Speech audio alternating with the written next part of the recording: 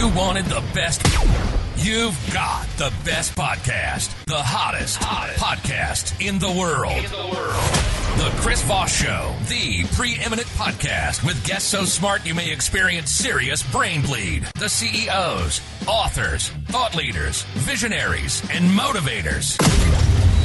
Get ready. Strap yourself in. Keep your hands, arms, and legs inside the vehicle at all times, because you're about to go on a monster education roller coaster with your brain. Now, here's your host, Chris Voss. Hi, folks. Chris Voss here from thechrisvossshow.com, thechrisvossshow.com. Hey, I heard that Disney or Knott's Berry Farm is putting in a roller coaster for your brain. Whatever the hell that announcer said there. But I have to sue them because they can't have that. Ready to go on a roller coaster. What was it with your brain? Something, whatever that guy says at the beginning of the KISS intro. Anyway, guys, welcome to the Chris Voss Show, the chrisvossshow.com. It's another one of those episodes that we do. We've done thousands. We're just going to do thousands more, but not today. We're just taking our time. A few a day is what we do. Be sure to refer the show to your family, friends, relatives, dogs, cats. Let everybody listen to the show. Don't discriminate. Let everybody listen to the show. Refer them to iTunes. Go to youtube.com/Chris Voss. The big LinkedIn group, 120,000 people there. LinkedIn newsletter. And we're playing with LinkedIn audio chat. We're also posting about stuff on TikTok. We're trying to get cool with the new generation of TikTok people. We want those Gen Zers? Listening to Chris Voss Show or not. Anyway, guys, be sure to check all that stuff out. We certainly appreciate you guys. Today, we have an amazing CEO on the show with us today. Michael Brier is on the show with us. He is the CEO and spokesman for Recovery Connection Centers of America. He works with health and medical professionals, healthcare agencies, and insurance companies to provide treatment to those who need it. We're going to be talking to him about addiction and some of the different struggles that people go through, because people go through them. We all kind of go through our issues in life, and maybe this can help you if you are out there going through issues, or if you know somebody who's having issues as well. He is also the author of a book that came out July 30th, 2021, The Silent Pandemic. The Silent Pandemic, Stories and Solutions, First-Hand Accounts of Life with Opioid Addiction, and How to Find the Way Out. Welcome to the show, Michael. How are you? Thank you very much. For a Monday, that's a lot of energy you need to have there. It's all the caffeine, man. It's all the caffeine. And, I'd make some drug I think they say more caffeine keeps you living longer now. They do. I read that, I think, on the New York Times or Washington Post. They would never lie to you, so then they would never lie. Yeah. Well, I mean, these studies sometimes are paid for by the people who benefit the most from them, but I don't know. I'm going with it. You think Starbucks and Maxwell House is sabotaging the world here? So anyway, let's get into addiction, because this is definitely a problem for people. First, let's get your .com so people can find out more about you on the interwebs and what you do. So we're at drughelp.com. Simple enough. DRUGHELP. There you go. And what do you guys do? Give us an overview of your company and how you do it and what you do. So we are outpatient substance use disorder providers. What does that all mean? It means that we actually run medical offices that provide medical assistance along with counseling, treatment for people who are suffering for substance use disorder, which is anybody with drug or alcohol use problems that they are looking for some help with. So I like to think of it as like a psychiatrist's office on steroids a little bit, which is we do a lot of things similar in style, but unfortunately we're stigmatized because we only treat one type of client out there. And that's the client that actually needs us the most. Definitely. I've seen addiction firsthand. I had a girlfriend who was addicted to alcohol and just about anything else for that matter, but mostly alcohol. And it ravaged her. It was destructive. It eventually killed her. She died of what's the thing that alcohol drains from your system that you need in your system? Liver disease or something. It wasn't liver disease, but it was potassium deficiency. Yeah, and she fell over, hit her head in the tub, and literally died in the tub. It was very sad. And that's the sad part of these addictions. They usually not only are they destructive throughout their lives, but they lead to not fun ends and stuff. So you guys have multiple locations around an area. What area do you serve? Do you serve nationwide? Do you serve the? So right now we're in the New England area, Connecticut, Massachusetts, Rhode Island. We have offices all across.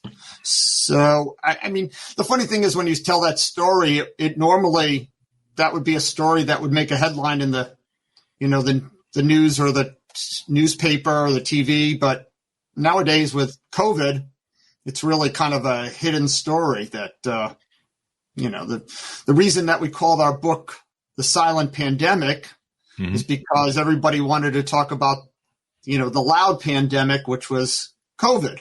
And at the same time, overdose deaths rose to the highest of all time. Over 109,000 people died last year. Now, I think COVID took out 500,000, but 100,000, that's a big number out there. There were a lot of people that did with the COVID go into depression. I mean, I probably went into some depression.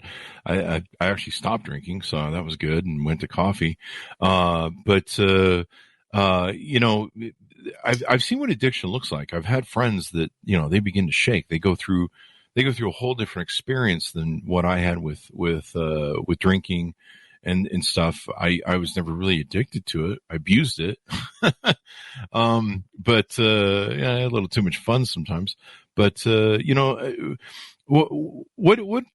made you want to write the book, and give us tips on what's inside of it?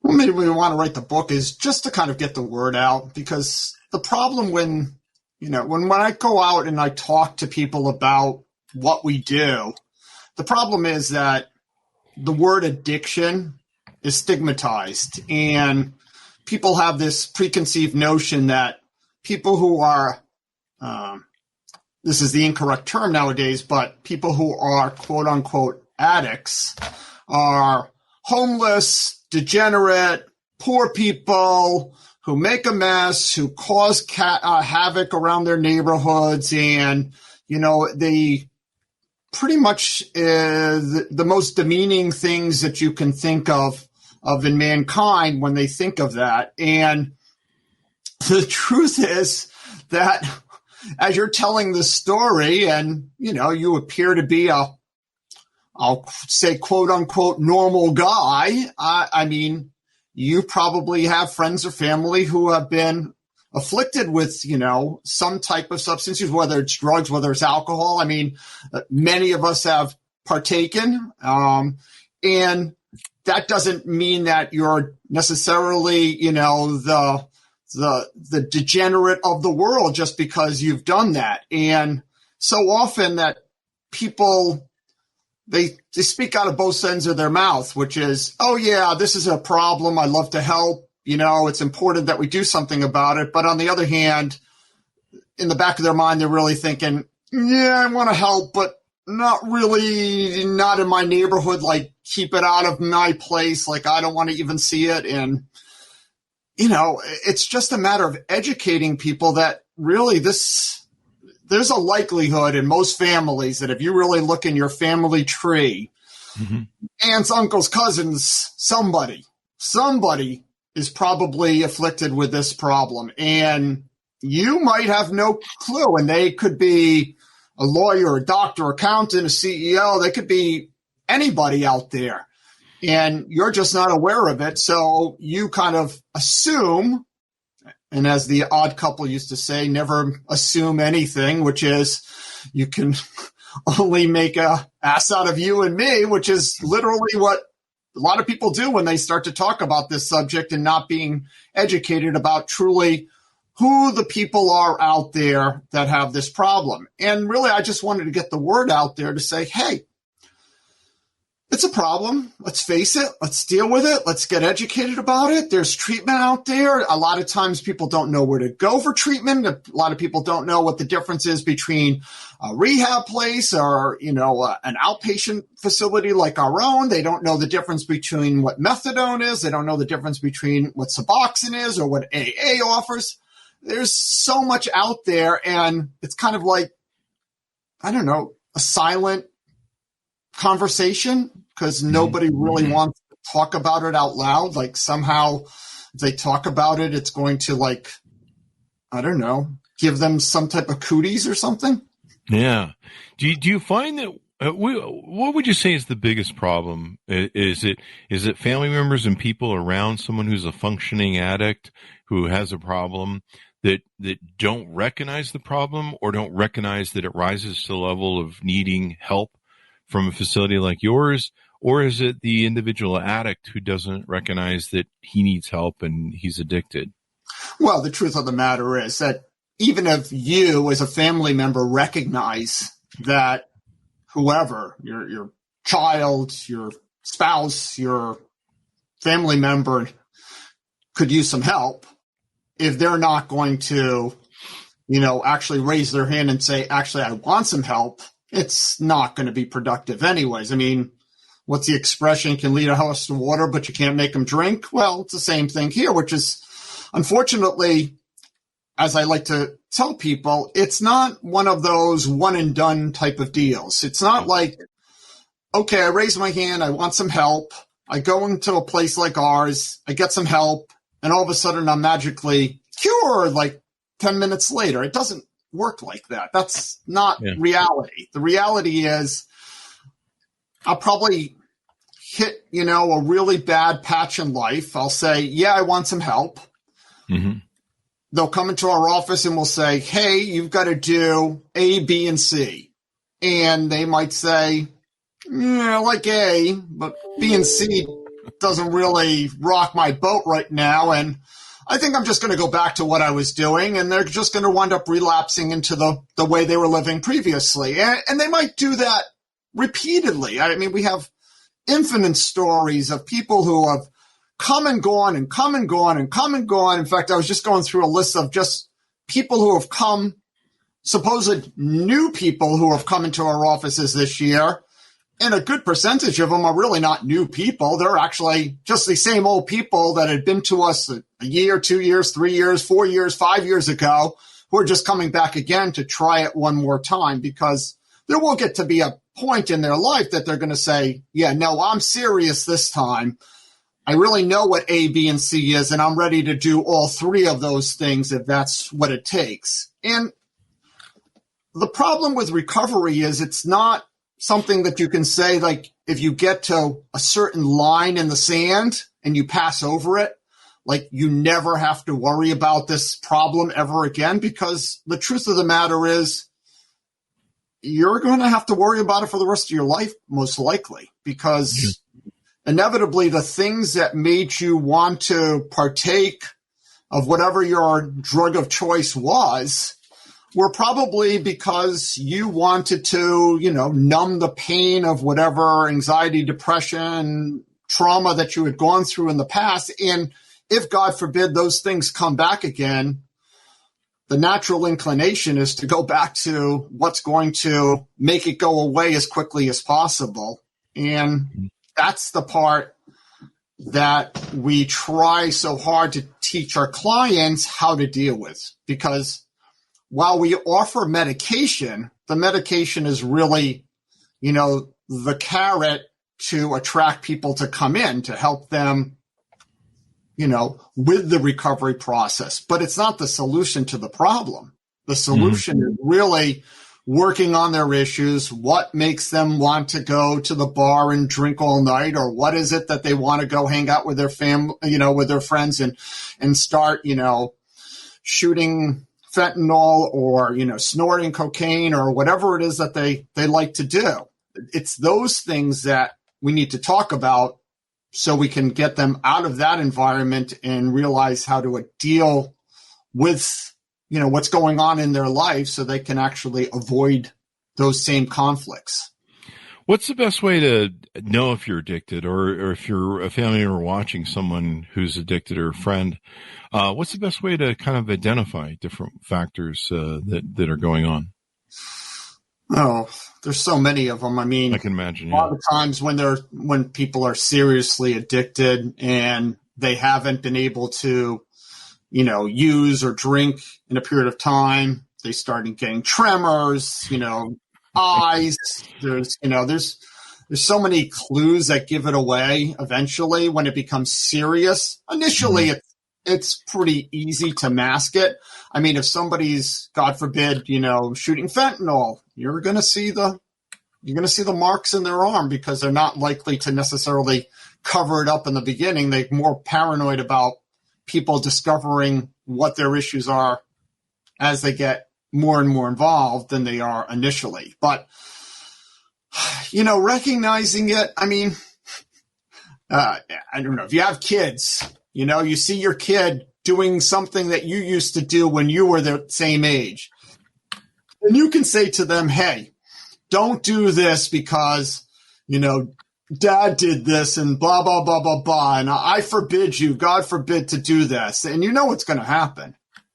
They're just going to go ahead and do it because you're going to do it anyway. You're not so smart. So you telling somebody that this is the wrong thing, I mean, rarely does that ever succeed. It's not to say that it never succeeds, but I think it's few and far between that people are actually going to seek help.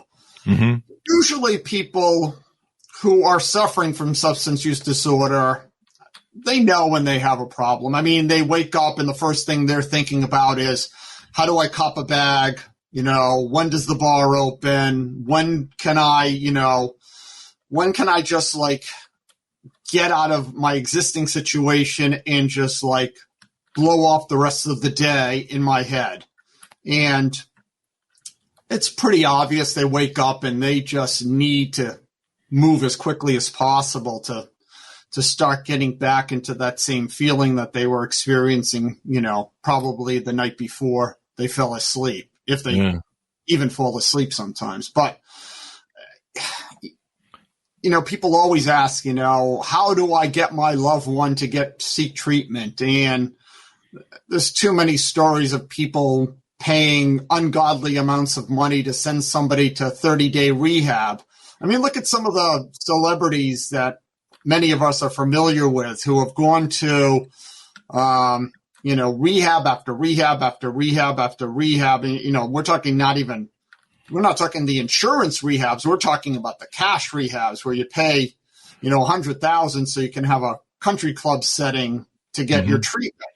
Mm-hmm. But just because the movie studio is making them do it doesn't mean that they're actually ready to seek the treatment. And it doesn't matter how much money you say, by the way, you're going to lose this $1 million acting job because of it. That's not going to convince them that all of a sudden they need the $1 million, because that's not worth the feeling that they have when they're actually using substances. They feel better than $1 million. They feel like a trillionaire in their mind because the world is great while they're high. But when they come down, life looks a little cloudy there, and they're kind of saying, ew, I'd rather go back to the other way of life. So I think it's just a matter of being patient more than anything, being supportive, letting your loved one know, I'm there for you. I'm not, it's so, you hear so many stories of people kicking family members out of the house and trying to cut them off and hoping that that's going to make a difference. And honestly, I think the success rate's probably pretty low. I'm not going to vouch for it one way or the other, but I think if you were to say to me, get the hell out, I'd probably say, okay, I'll get the hell out. I'll sleep on the street. I'll go beg on the corner if I need to so I can get some more substances. I'll figure it out. Mm-hmm. But F you that I'm actually going to listen to what you tell me to do to actually go get treatment, because I don't think I have a problem yet. It's definitely a challenge. I went through it with my girlfriend. I even was like, look, I'll go to AA with you. And it was probably good that I went. She didn't want to go. And, I was like, okay, I'll go with you. And when I went, it was eye-opening. I heard the heartbreaking stories of some of these people, and it's a lifelong battle. I have friends that, they're on 10 years or 20 years of, they've got their AA coin But it's a lifelong battle, and every day it's a battle for them sometimes, to deal with what they're doing in life, the pressures of life and everything else. Yeah. Trying to get somebody to cross that threshold where they go, look, enough already, and, I've seen the jonesing that my friends have, and, they're like, well, you drink Chris at night, you have some vodka, back in the day at the vodka at night. And I'm like, dude, but I don't start shaking if I don't get to vodka, and I can, if I run out of vodka for the night, I just go, well, whatever, I'll get some tomorrow, whatever. I don't start shaking and going, I gotta have it. And sadly, I didn't know what was going on with her until about a few months in. I didn't, because a lot of people aren't trained on addiction and stuff, and so they don't really know what to look for. They're just kind of like, I don't know why this person is weird on the weekends. So are you guys an inpatient or an outpatient treatment center?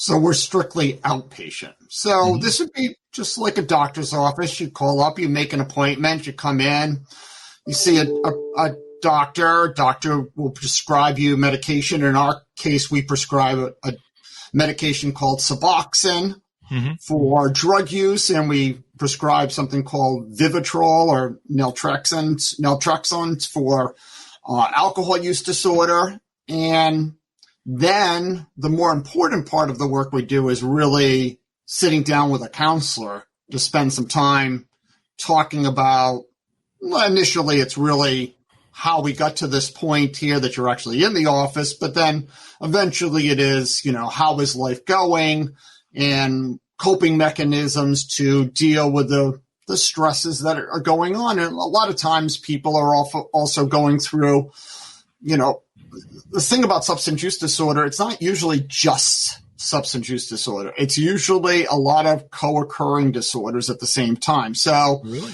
You're not just using drugs to use drugs, but usually you're suffering from depression, or you're suffering from some type of PTSD, or you're suffering from anxiety, or whatever else you're suffering from. And those also need to be dealt with at the same time as you're dealing with the substances that you might be using at the same time. And it's difficult. It's not like a one-trick pony for everybody. Everyone's different. So both of us could be actually using fentanyl every day. We could be using, taking 5 bags a day, and everything seems the same about us.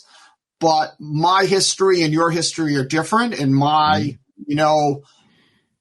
exact, situation right now is different than yours. And I might need to be treated differently than you. And we try to customize and individualize our treatment to the person at where they're at the moment they come in, because it's not going to always be the same, and it's going to evolve over time. So it might be, it could be that you're homeless at this particular moment, and 6 months from now, you could actually have an apartment and starting a job, and that's bringing new stresses in your life. And 6 months later, it could be that you have a girlfriend or you have a child now that you're dealing with, and that's another stress bringing it on. And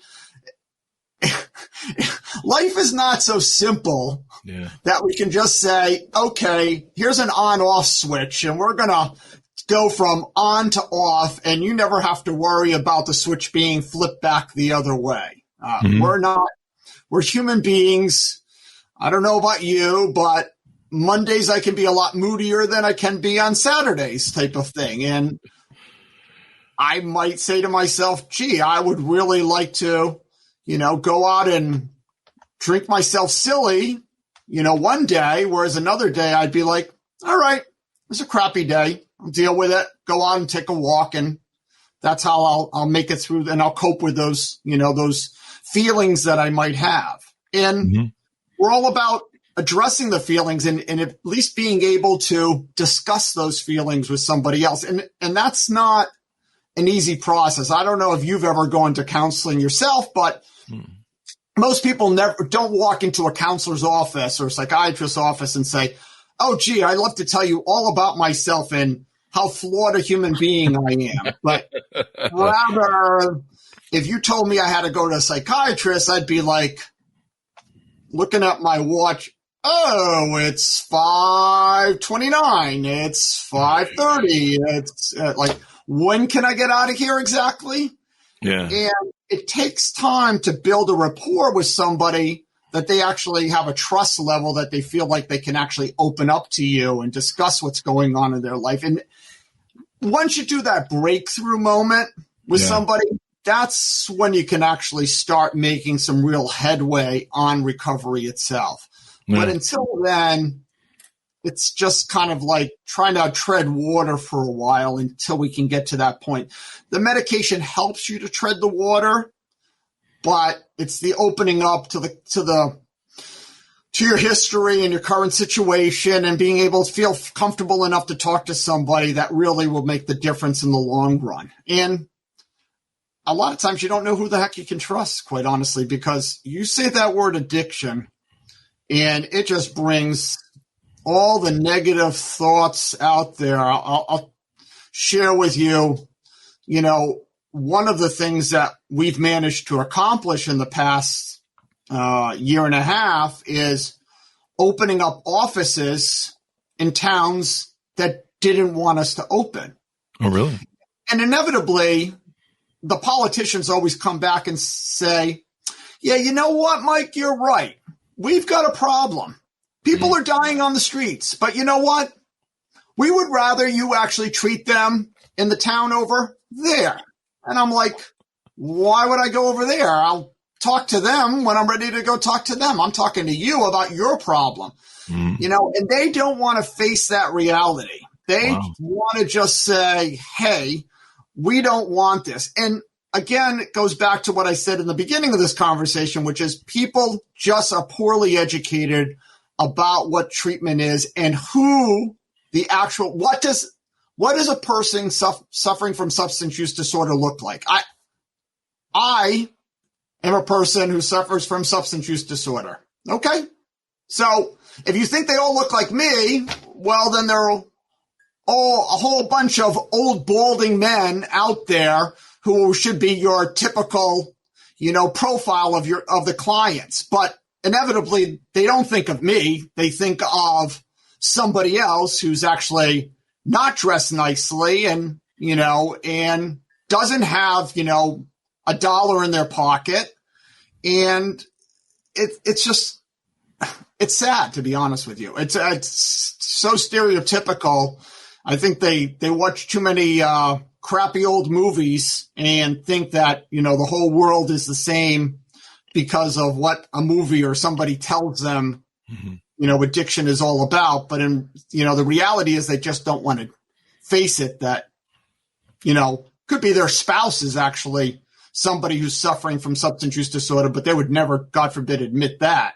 Yeah. And they just don't want that in their town. And truth of the matter is, the cases that we've had so far, both towns that we fought against, they voted against us. Wow. And we lost the case.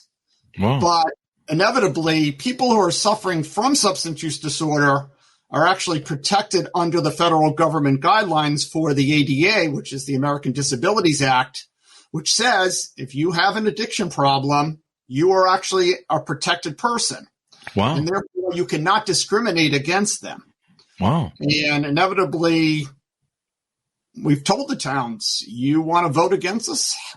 Go for it. Unfortunately, I'll spend, though, every dollar I have to go to federal court, and I'll win, and you'll pay me for it.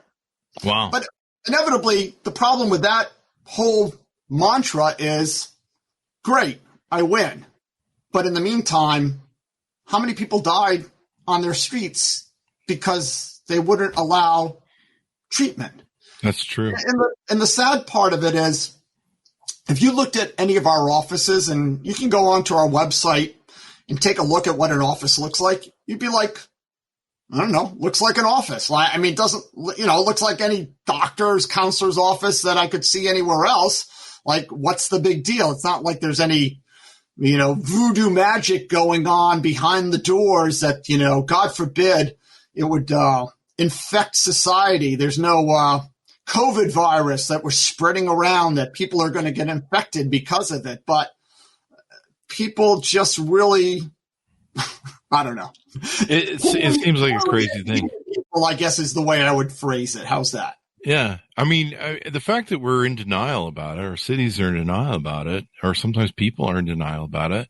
I remember at one point getting into argument with my girlfriend's mother, who knew what problem her daughter had. Her husband, my girlfriend's daughter, my girlfriend's father had an alcohol problem, and so I guess it was genetic. And she blamed me for the reason her daughter had a problem. And I'm like, your daughter's had this issue for a lot of years. I just met her. But it's interesting the denial people go through. And the sooner I was able to identify what was going on. And I mentioned earlier that I shook my head when I said I hadn't gone through counseling. I had gone through counseling back in the day from ADHD. I was having high anxiety attacks almost like daily. And I was running two companies at the same time. And the anxiety was going through the roof. I had ADHD since I was a child and never really recognized it or treated it or anything. And it just finally reached a peak. And it's hard when you reach that moment where you have to sit in front of, a person, a psychologist, and they go, you have a problem. And you're just like, I feel pretty fine other than, the panic attacks. Yeah, I mean, the one thing you kind of don't want to say to somebody is, you have a problem and you are the problem. And because inevitably, it's kind of like if you have brothers and sisters, it's not my fault. It's Billy's fault. It's somebody else who did it. It's not me. My ex-wife caused my problem. My mother was my problem. There's always somebody else to blame. So it's rare. And it takes a while before we can actually admit, oh, yeah, I'm the problem. It's not. Those are other external factors. Might not be conducive for my problem, but they didn't force me to chug, a pint of vodka down my throat. And they didn't ask me to shoot up, fentanyl all day and all night. They didn't put the needle in my arm.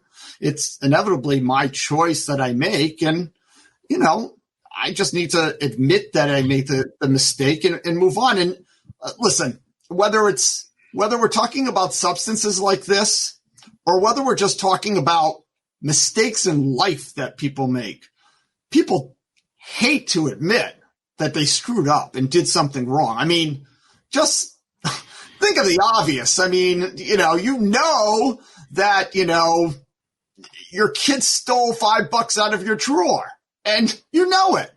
And you can tell them that that they did it and they're going to deny it till high heaven.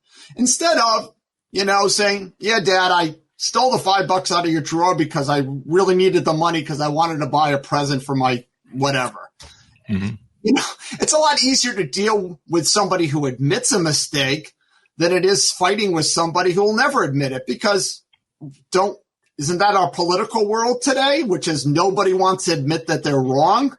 I mean, this is not a Democrat or Republican thing, but quite honestly, everybody's wrong. We've all screwed up. Now, if you want to say one side screwed up 21 times and the other side screwed up 20 times, big whoop-de-doo. I mean, the point is, until you're ready to admit what your weaknesses are and what you need help with, you're never going to make your weakness into some type of a strength in your life. And that's really what the education is all about, to say, hey, we try to tell people, listen, we're not going to look down on you if you just admit that you have a weakness. That's fine. Just raise your hand, say I'm not the perfect individual that I try to pretend that I am. I'd love some help. Can you help me? And we would just treat them with empathy and respect as anybody else and say, okay, let's work on it and see how we can make the situation better for your life. Yeah, I mean, you always want to look at your life and say, how can I improve? It's okay to make mistakes. It's okay to fall down. It's okay to, be depressed. But, what you want to do is you want to say, hey, how can I improve with the situation, make my life better?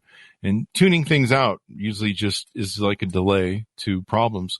What's the biggest sort of issues you're seeing right now in addiction markets? I know you treat a lot of different addictions. What's the biggest one? Is it opioids these days still? Yeah, opioids. Well, the number one is actually alcohol. Alcohol is the number one substance use disorder out there. But the problem with alcohol is I talked about this carrot and the stick approach, which is, medications. The medications for alcohol use disorder they're not as effective as the ones for opioids. So there are some treatments out there that will help. But truthfully, when it comes to alcohol, it's really a lot more behavioral health stuff than it is actual medication. Whereas for opioids, and when we talk about opioids, I've talked about fentanyl, but don't forget, Purdue Pharma and, some of these big boys who are pumping out the oxys and the Vikes all day, and especially people who are older in age, you actually are just as likely to be an opioid user as some 25-year-old kid shooting up fentanyl nowadays, because you've been getting high off of that, even though it was a legally prescribed medication.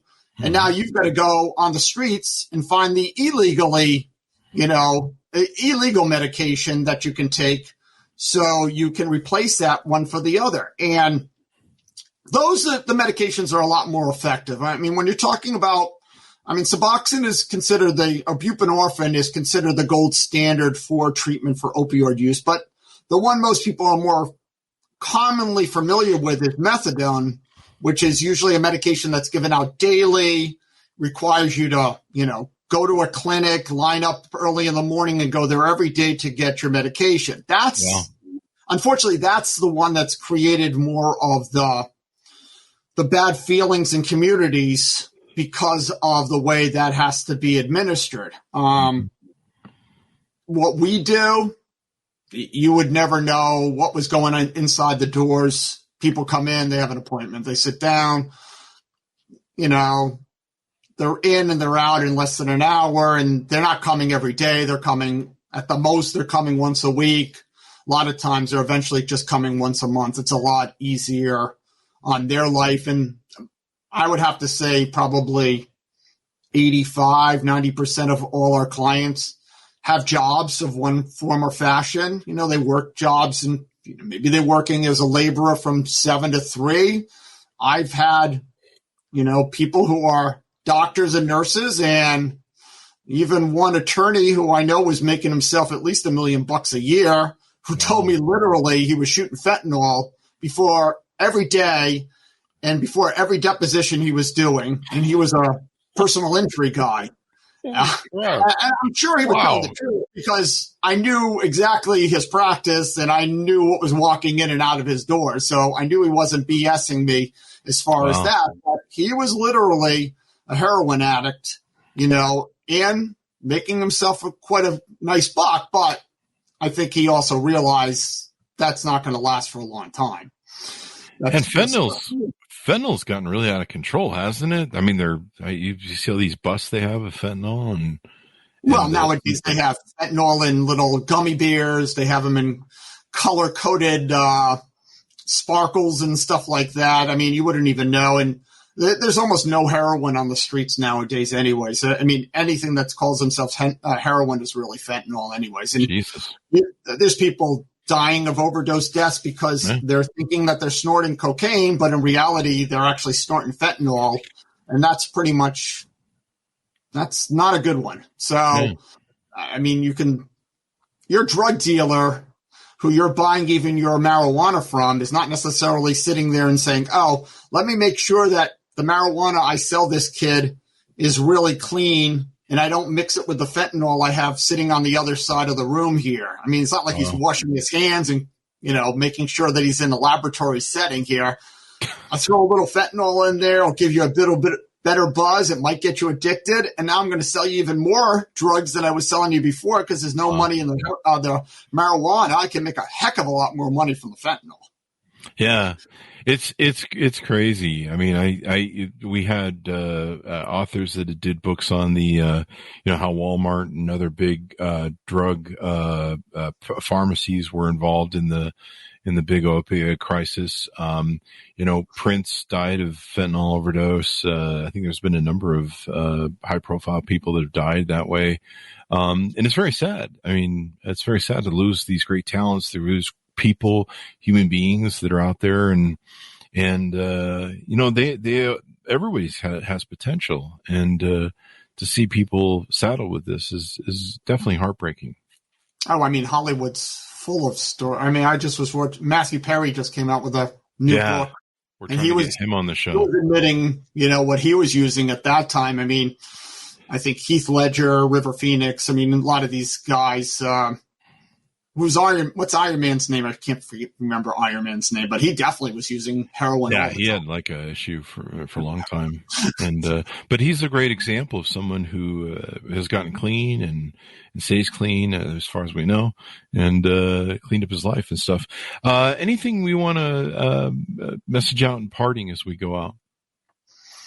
No, I think it's just a matter of just really like having people being open-minded, learning what they can about this particular, pandemic that's going on in our society. I think once we solve COVID, I think, which I'm not sure we're going to do that either, but I think, we've gone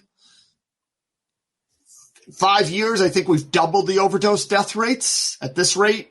Wow. 100,000, and that's not even including all the Narcan that's out there. So people are getting resuscitated all the time, God, thankfully. But I think this is not a problem that's going away anytime soon. I think 10 years from now, it will still be just as large of a problem. There's so much more need of resources and access and education out there. I mean, it's sad, but unfortunately, it's a society we live in.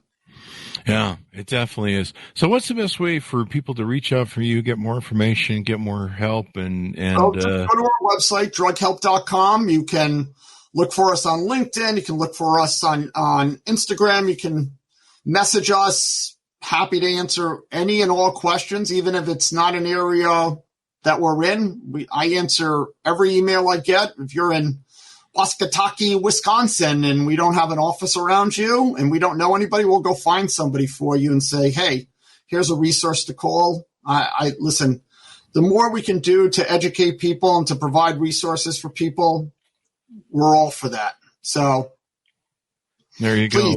Feel free. Yeah. If you know someone who needs help, please reach out. And if you think you need help, you're out of control with your life, and you can't control your addiction, reach out and get help. It doesn't hurt to ask for help or get information. My girlfriend, she suffered alcoholism for years. It kept getting worse. Finally, she died alone in the bathtub, from a potassium deficiency. She had been calling her daughter all weekend long. I don't know if she was calling from the bathtub, but she'd been calling her on the weekend, and her daughter was blowing her off, she's a teenage daughter. And she didn't hear from her mom for a day or two and went by the apartment. And sadly, she had to be the one who discovered her mom in the bathtub. It was a horrible, horrible way to go, and a decline of life. At one point, she'd almost killed driving. She'd almost killed a bicyclist. It's just horror story after horror story. And in the end is the worst. So please avoid the ending and get help now. I guess that's my message. Anyway, thanks to everyone for tuning in. Thank you very much for being on the show, Michael. We really appreciate it, man. Hopefully we help some people. Thank you very much. There you go. Anyway, guys, thanks for tuning in. Be sure to go to all our places on the internet. Thanks for being here. Be good to each other. Stay safe, and we'll see you next time. And that should have us out, Michael.